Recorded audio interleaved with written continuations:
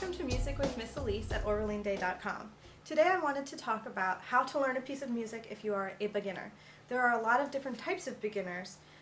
You could be a 3-year-old beginner, a 10-year-old beginner, an adult beginner, someone who has taken some classes in public school and is starting private lessons for the first time.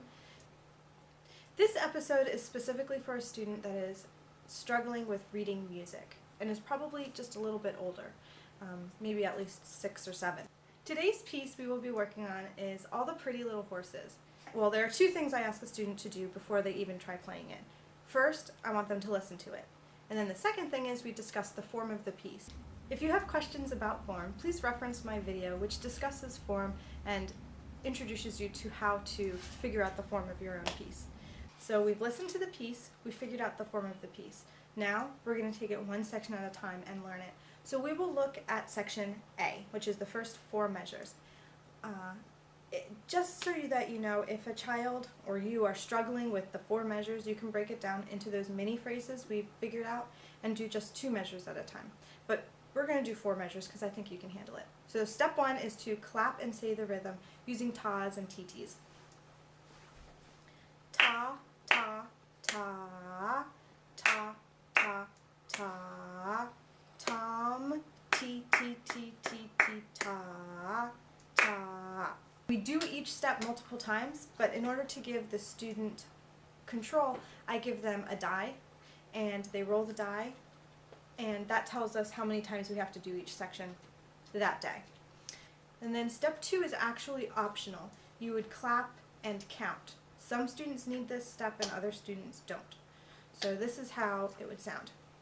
1 and 2 and 3 and 4 and 1 and 2 and 3 and 4 and 1 and 2 and 3 and 4 and 1 and 2 and 3 and 4 and.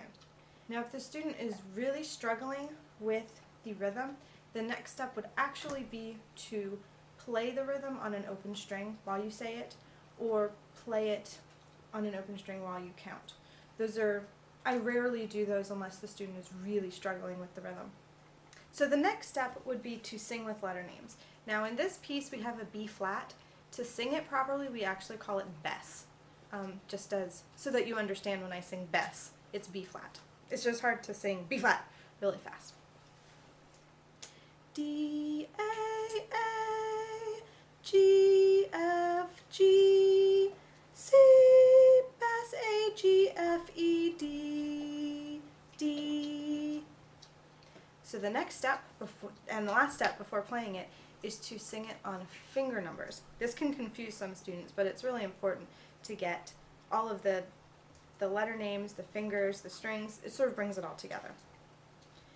0, 0, 0, 3, 2, 3, 2, 1, 0, 3, 2, 1, 0, 0.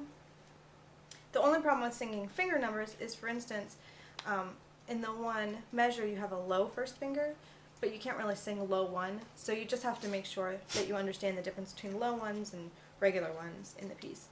So the last step is to play.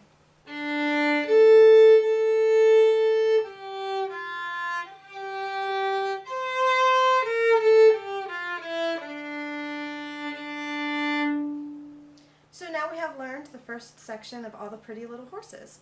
And we would continue that with all the other sections, and I would maybe take 2 sections at a time then after we've learned them and build it all together. Thank you for watching, and I hope this video has enriched your life. If you have more questions, you can visit my blog at OrleansDay.com. See you next time!